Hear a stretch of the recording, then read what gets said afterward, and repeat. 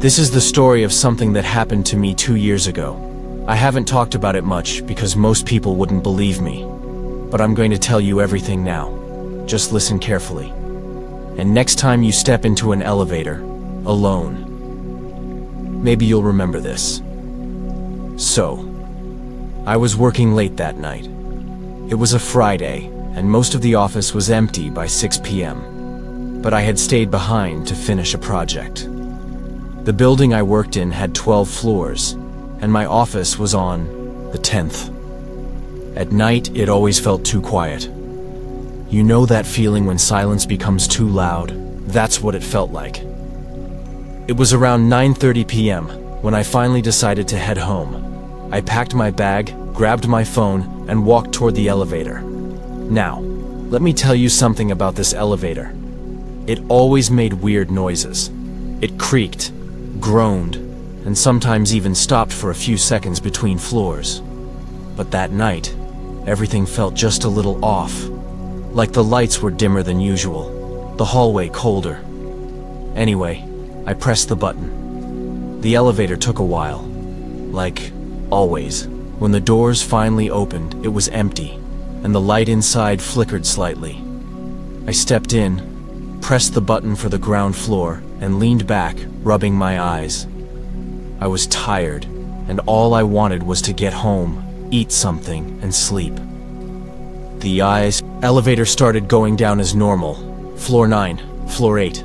Then suddenly it stopped at floor 7. I didn't think much of it. Maybe someone else was getting on. But the doors opened, and no one was there. Just an empty hallway, completely dark. No lights. Nothing. And yet, the doors stayed open. I waited. 5 seconds. 10. Still open. That's when I noticed the air inside the elevator had gotten really cold. I could see my breath. Then the lights inside the elevator flickered and turned off. Just complete darkness. I tried pressing the door close button, but it didn't work. I tried the emergency button. Nothing. My phone had no signal. I remember standing there, heart racing, thinking it was just a power issue. Maybe the building had lost electricity. But then, I heard breathing. Not mine. Slow, heavy breathing. It was coming from the hallway, from the darkness beyond the open doors. I froze. I didn't want to move. I didn't want to breathe. I just listened, and the breathing got louder. Closer.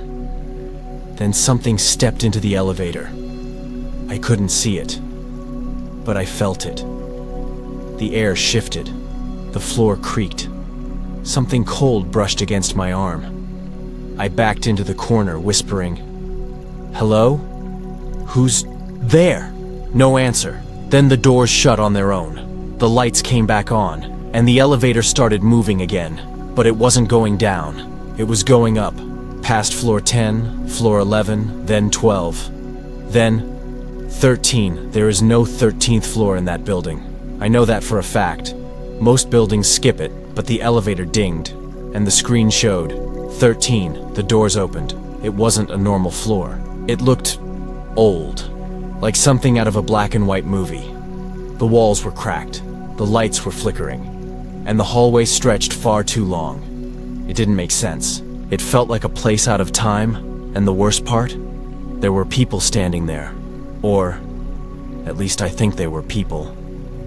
They were all facing the walls, motionless, wearing old clothes, suits, dresses, uniforms. Like from the 1920s or something. Their skin was pale.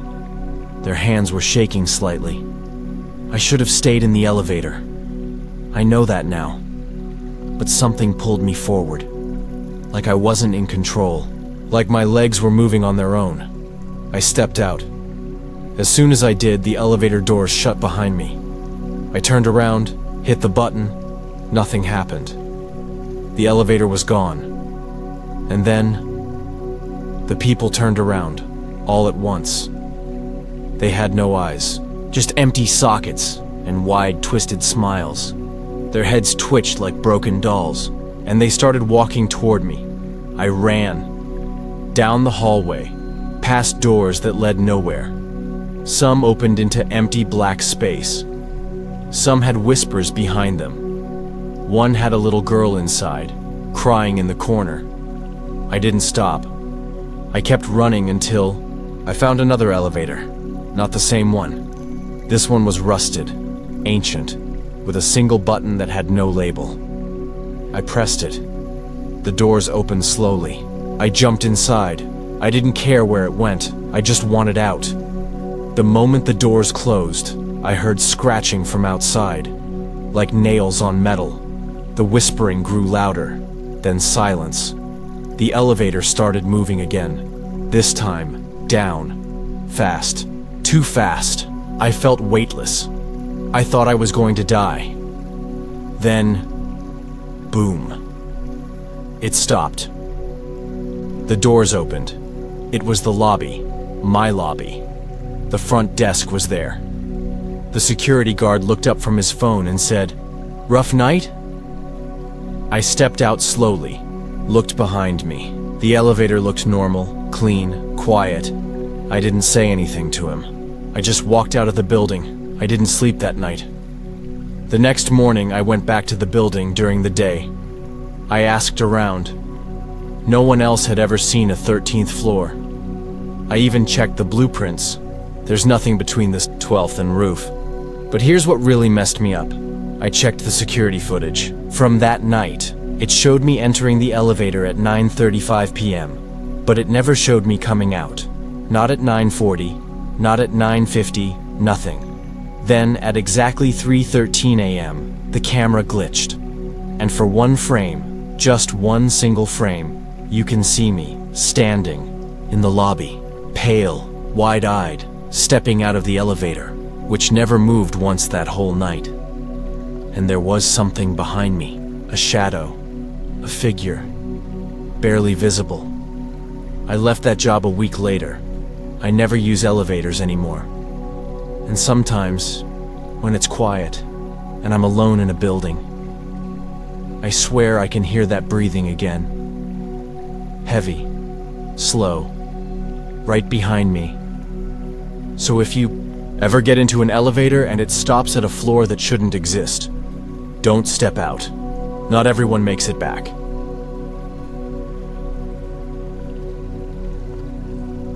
This is the story of something that happened to my friend, Jack. He told me about it one night over drinks, and I could tell he wasn't joking. You ever hear someone talk about something so terrifying? They start shaking just thinking about it. That was Jack. And once you hear this story, you might never feel safe in an elevator again. So, Jack had just moved into a new apartment building in downtown Chicago. It was one of those old vintage buildings that looked classy on the outside but creaked and groaned on the inside. He was excited though. Cheap rent, great view, and close to work. The only thing he didn't like was the elevator. It was one of those old cage-style ones with a gate you had to pull shut before pressing the button.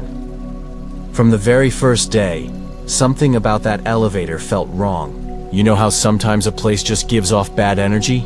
Like it's watching you? That's how Jack described it. But he didn't think much of it.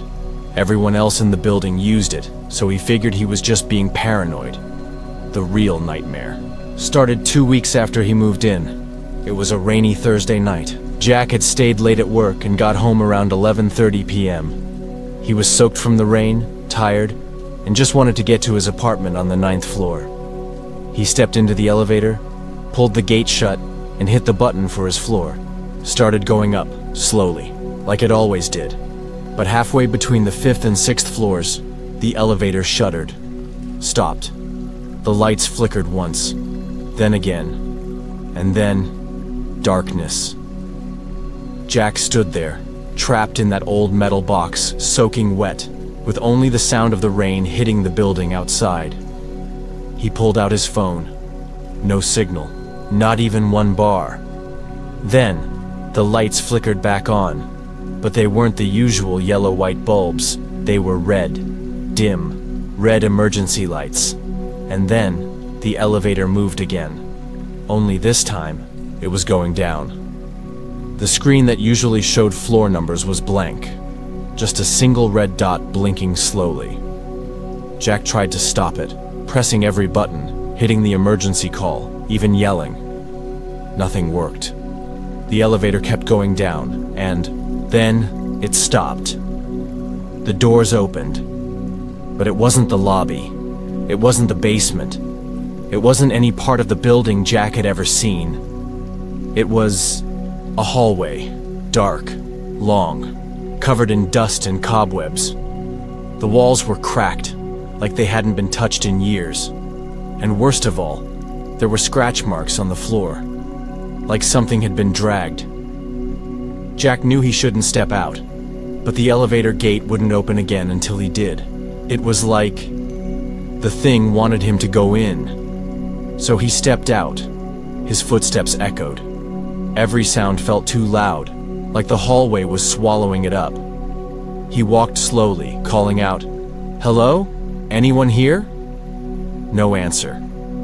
He passed door after door, all closed. Some had broken number plates, some had handprints, bloody ones. Then he heard it. Laughter, high-pitched, childlike, but not playful. It sounded wrong, twisted. He turned and saw a little girl standing at the end of the hallway. She had long, wet hair covering her face. She was barefoot, wearing a nightgown stained with something dark. She tilted her head, like a dog watching something curious. Jack whispered, "Are you okay?" She didn't answer. Instead, she smiled. That smile wasn't normal. It stretched far too wide, almost to her ears, and her eyes were black. Not dark brown, black. Then she ran at him. Jack screamed and ran back toward the elevator. The hallway stretched longer and longer, like it was playing tricks on him. He turned corners that weren't there before, past the same broken chair 3 times. He was trapped. The girl's footsteps echoed behind him, faster, closer. Then he saw it. The elevator still open, waiting. He sprinted, jumped inside, pulled the gate shut, hit the button over and over. The girl reached the doors just as they closed, and for a second her face was right there, inches from his. She wasn't a girl. Her skin was peeling.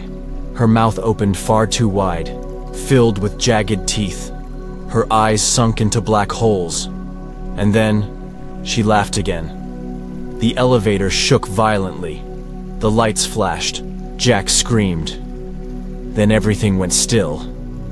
The elevator dinged. Ground floor. The doors opened. Jack stumbled out into the lobby. It was quiet, peaceful, like nothing had happened. The doorman, Carl, looked up from his desk and said, "You okay, Mr. Jack? You look like you've seen a ghost." Jack didn't answer. He looked behind him. The elevator looked normal again. Same lights, same buttons. He tried to laugh it off. Maybe it was a dream. Maybe he passed out from stress. But then he noticed something. His shoes, covered in dust. Thick, gray dust, like the kind that was on the hallway floor. And something else. A small handprint, right on his shirt. He went to his apartment, locked the door, and didn't sleep that night. The next day, Jack asked Carl about the elevator.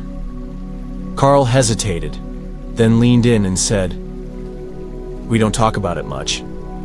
But the old maintenance guy, Tom, used to say that elevator was cursed. Said back in the 1930s, a little girl disappeared in this building. Stepped into the elevator and never came out. They searched every floor, never found her. They even took the elevator apart. Nothing."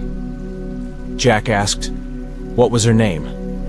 Carl said, Lily Carter. She lived on the 6th floor." Jack didn't know what to say. That night, he did something stupid. He went back in. Same elevator. Same time. He hit the button for the 6th floor. Nothing strange happened, until he reached the 6th floor. The doors opened, and there, sitting in the hallway, was a music box. It was playing a slow, haunting tune. Jack picked it up. Inside, there was a name carved into the wood. Lily. He took it to the front desk and gave it to Carl, who turned pale and said, "That was hers, that exact one. But it was buried with her, in her coffin." Jack moved out a week later, and to this day, that elevator still runs. But every once in a while, someone new moves in. Someone brave or unlucky. And if they take the elevator late at night, sometimes they hear laughing, or the music box. Sometimes they never come back. So next time you're alone in an elevator and it stops at a floor you don't remember pressing, don't get out, because Lily might still be waiting.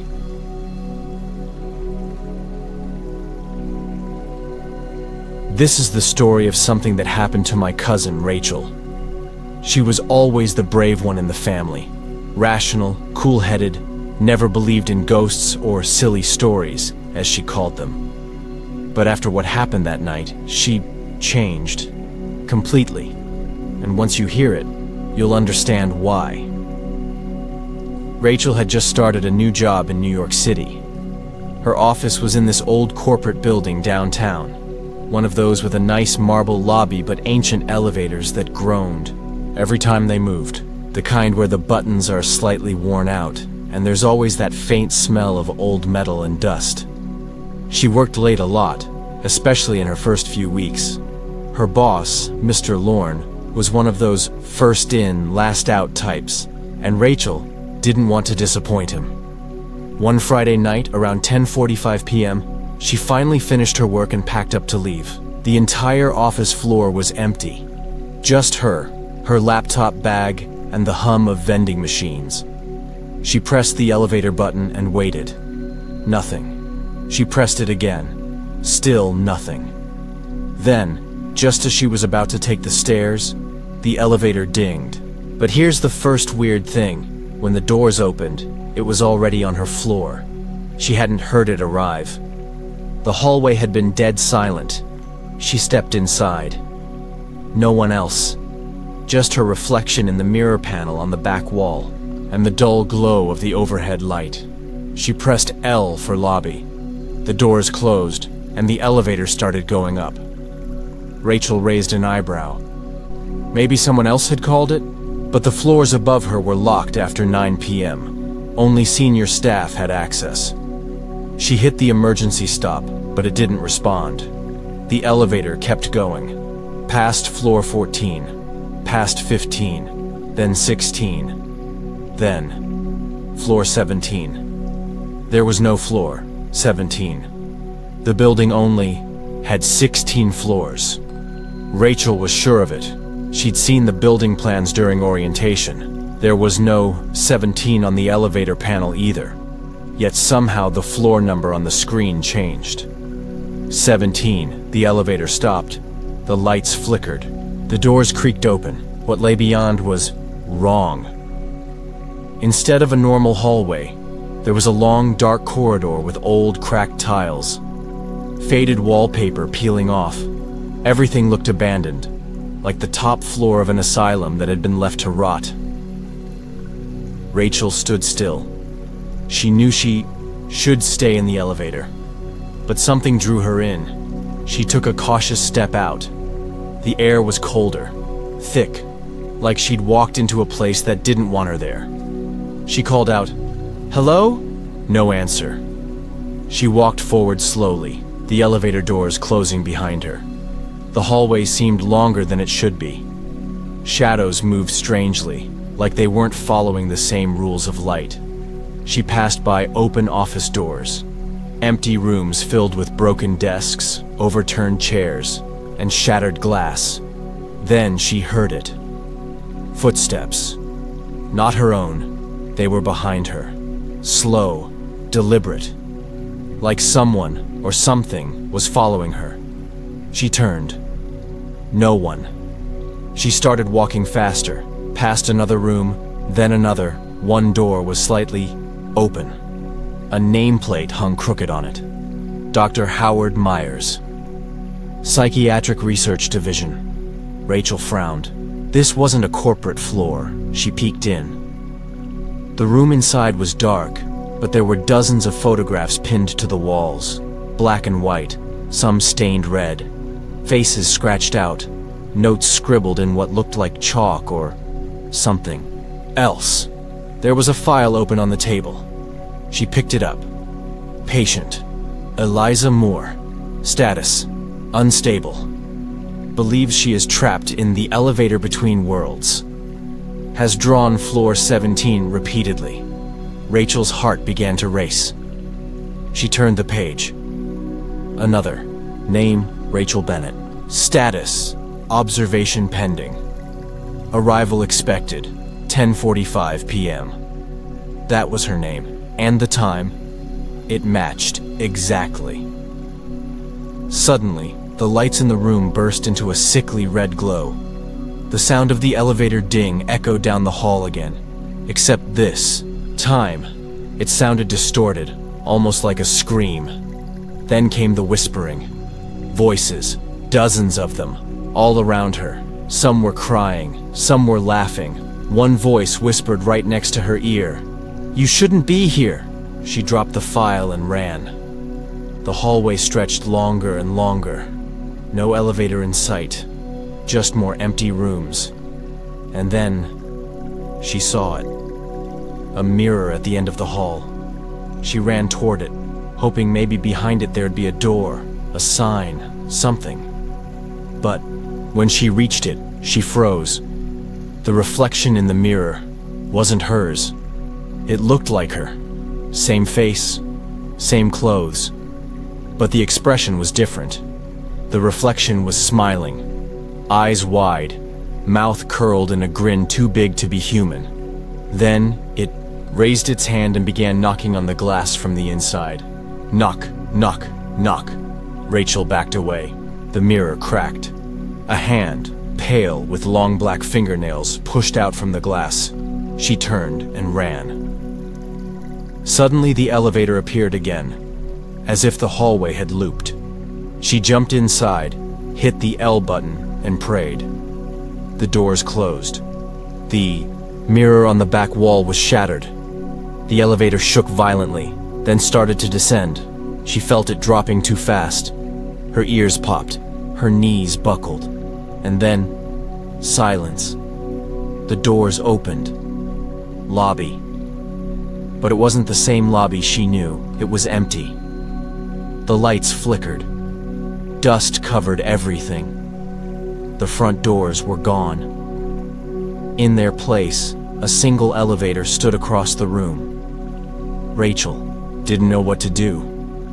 She stepped out slowly, calling out for help. That's when she saw a shadow move behind the reception desk. She spun around. Nothing. But on the wall behind her, scrawled in red, was a message. "You took her place." She turned, panicked, ran back to the elevator, but it had vanished. She was trapped.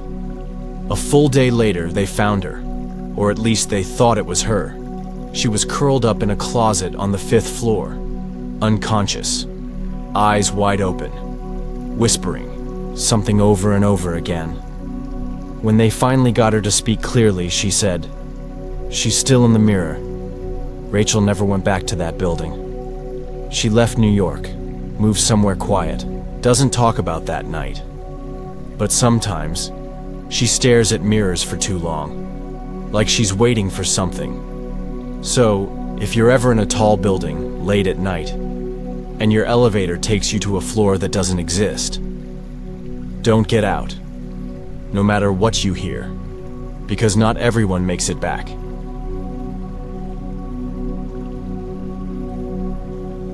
This is the story of something that happened to my friend Jake. Something so strange and terrifying, he still won't talk about it without looking over his shoulder.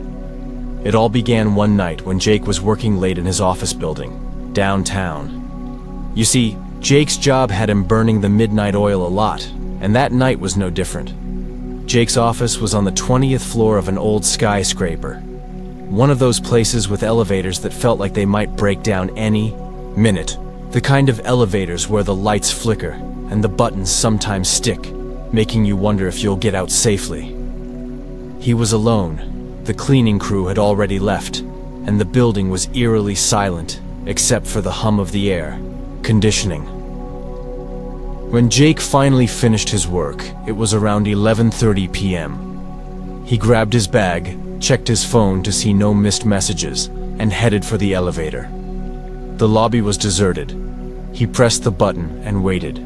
The elevator dinged, the doors slid open, and he stepped inside. He pushed the button for the lobby.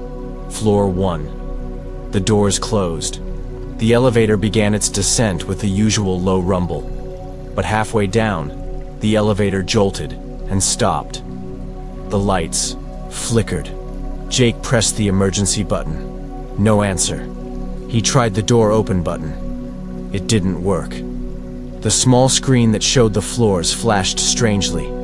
First 19, then 21, then 22, then 13. But the building only had 20 floors. His heart began to race. The elevator started moving again, but not smoothly. It dropped quickly, then slowed, then stopped abruptly. The screen blinked 12, but the doors didn't open. Jake took a deep breath and tried to stay calm. He pressed the emergency button again, but all he heard was static. Then, a soft sound started to fill the elevator. At first it was like faint whispering, barely audible. Jake's skin prickled. The whispers grew louder. He could hear his name. Jake. Jake. He spun around, but the elevator was empty except for him. He pressed the buttons frantically. The whispers turned into voices, many voices, all overlapping, saying things he couldn't quite understand. The screen flashed or 0, then B, then L, then X. Jake realized none of these were actual floors. The elevator jolted again. Then the doors slid open. But it wasn't the lobby. It was a dark hallway. The walls were covered with strange, peeling wallpaper, and the floor was sticky with something Jake couldn't identify. The lights overhead buzzed weakly. He looked down the hall. No sign of life. His phone had no signal. He called out, "Hello?" No answer. Jake stepped out. The doors slammed shut behind him. He tried to open them, but they wouldn't budge. A cold breeze brushed his neck.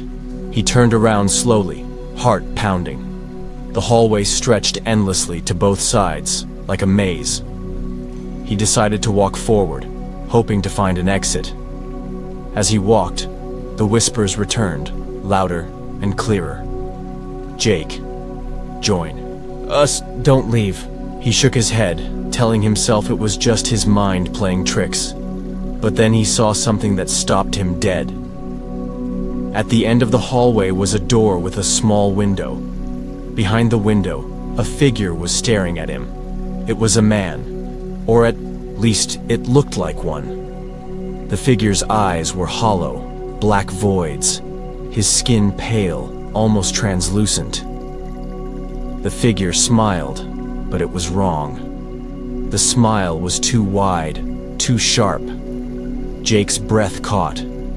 He stepped back, but the hallway behind him had vanished. He was trapped. He ran toward the door, pounding on it. "Let me out!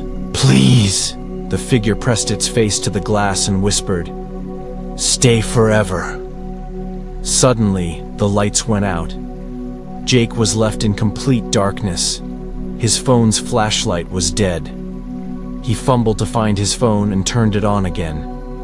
In the faint glow, he saw writing on the walls, messages scratched into the wallpaper. "You can never leave. Trapped like us, forever and ever."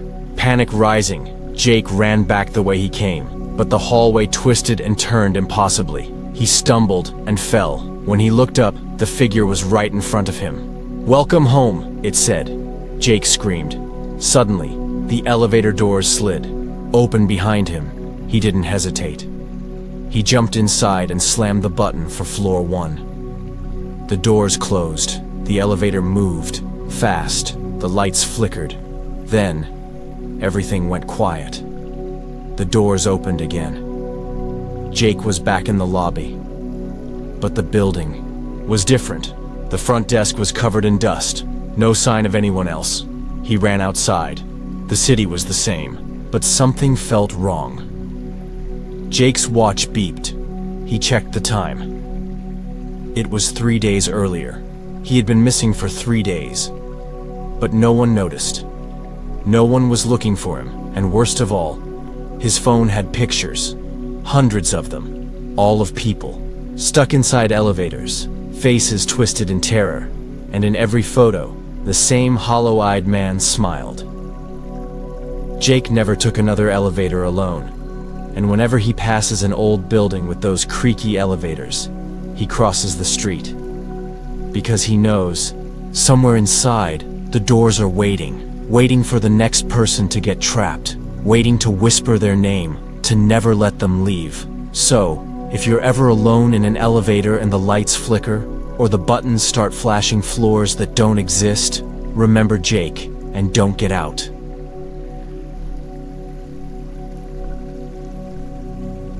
This story that my friend Emily told me, and honestly, it still chills me when I think about it.